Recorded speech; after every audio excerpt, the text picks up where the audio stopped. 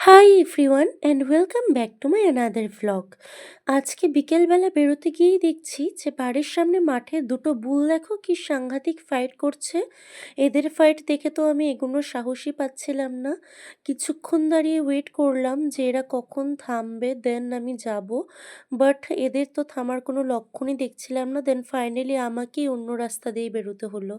তো বেরিয়ে গিয়ে আমি নিয়ে নিলাম একটা অটো আর আমি যাচ্ছি বটতলা। সেখান থেকে আমরা যাব বুক ফেয়ারে। তো পৌঁছতে একটু লেট হয়ে গেল কারণ রাস্তায় অনেকটাই জ্যাম ছিল আসার পথে। আর এখানে আমি পৌঁছে দেখছি যে আমার ফ্রেন্ডরা অলরেডি সেখানে পৌঁছে গেছে আর ওরা আমাকে দেখে রোডের ওপাশ থেকে ক্রস করে এই পাশটায় আসছিল। ওদের সাথে অনেকদিন পর দেখা হয়ে খুবই ভালো লাগছিল আর এখানে রোহিত আমাকে রাস্তার ওপাশ থেকে হাই করছিল। তো এই হচ্ছে আমার দুজন খুবই কাছের বন্ধু রোহিত আর সুপ্রজিৎ। তো ওদের সাথে আজকে আমি যাব একটু বুক ফেয়ারটা ঘুরে দেখতে।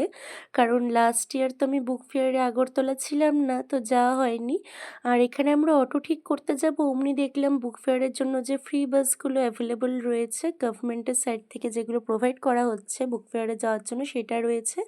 তো দেরি না করে আমরা বাসে চড়ে পড়লাম আর চলে এলাম 44 আগরতলা বুক ফেয়ারে। আর বুক ফেয়ারে ঢুকেই দেখলাম যে এন্ট্রান্সটা খুব সুন্দর করে সাজানো হয়েছে।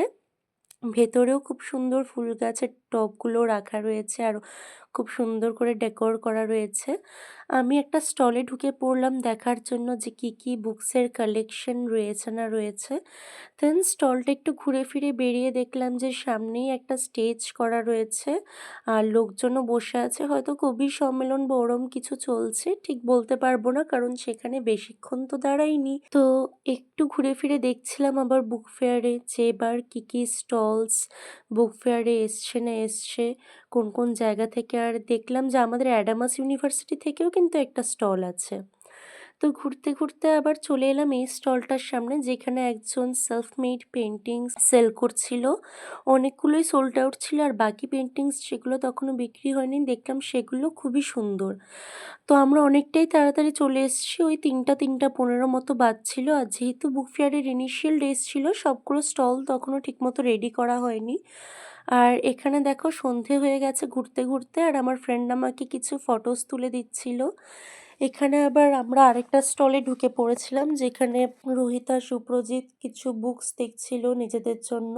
আর আমি সববারই বুক ফেয়ার এলে বুক কিনি, কিন্তু এবার কেনা হয়নি কারণ আমি কলকাতা চলে যাব আর লাগেজে করে বুক ক্যারি করা একটু প্রবলেমেটিক ব্যাপার, কারণ অনেকটাই লাগেজ বেড়ে যায়। তো এখানে স্টেজ বানানো হয়েছিল কালচারাল প্রোগ্রামের জন্য, যেটা সন্ধে 6টা থেকে স্টার্ট হবে। তারপর ঘুরতে ঘুরতে মেলার এপাশটা এসে দেখলাম যে ডিজাস্টার ম্যানেজমেন্টের তরফ থেকে আর্থকুইক হলে আমাদের কি কি প্রিকশনস নেওয়া উচিত তার উপর একটা অ্যাওয়ারনেস প্রোগ্রাম চলছে। আর এই প্রোগ্রামটা দেখে রোহিত কি বলছে সেটা তোমরা শোনো। কইতেছিল আমরা দিয়ে না ভূমিকম্প পাইলে ইটা করেন তারা জোগাড় দিয়ে ওই বন্ধ করে 10 মিনিটে জোগাড় দিয়ে বন্ধ হয়ে যাবে। প্রিকশন লাগে। তো বুক ফেয়ারে অনেকক্ষণ হাঁটাহাঁটি আর ঘোরাঘুরি করে এবার তো খিদে পেয়ে গেছে, তো ভাবলাম কিছু একটা খাওয়া যাক। সামনেই দেখলাম জুসের এই স্টলটা রয়েছে, তো আমরা ভাবলাম যে জুসই খাই প্রথমে, তারপর দেখা যাবে অন্য কি খাওয়া যাবে। তারপর সেখান থেকে বেরিয়ে আমরা আবার কিছুক্ষণ বুক ফেয়ারটা ঘোরাঘুরি করে নিলাম। আর এখানে দেখলাম একটা ফটো এক্সিবিশন গ্যালারি রয়েছে, বিভিন্ন ফটোগ্রাফারের ক্লিক করা ফটোস, যার নিচে থিমগুলোও লেখা ছিল। পিকচার্সগুলো খুবই লাইভলি ছিল, আমার তো ভীষণ ভাল লাগলো এই স্টলটা ঘুরে। দেন আর বেশি সময় আমাদের হাতে ছিল না কারণ ওই যে বললাম রোহিতকে একটু তাড়াতাড়ি বেরিয়ে যেতে হবে, ওর বাড়ি গিয়ে কিছু কাজ আছে। তো এখানে আমরা গল্প করতে করতে ওই 6টা 6:30 নাগাদ বেরিয়ে যাচ্ছিলাম। আর এখানে রোহিত ভ্লগিং করছিল, বাট অরিজিনাল সাউন্ডটা আমার অফ করতে হয়েছে কারণ খুবই নয়েজি ছিল ব্যাকগ্রাউন্ড, কিছুই কথা বোঝা যাচ্ছিল না। আর এখানে দেখো বাসে খালি সিট পেয়েও শুয়ে পড়েছে। এরমই খুনসুটি তো আমাদের চলতেই থাকে। তোমরাও কিন্তু 44 আগরতলা বুক ফেয়ার, যেটা হাপানিয়াতে, সেখান থেকে এসে ঘুরে যেতে পারো। ফ্রি বাস সার্ভিস তো রয়েছে। সো দেখা হচ্ছে নেক্সট ব্লগে। বাই।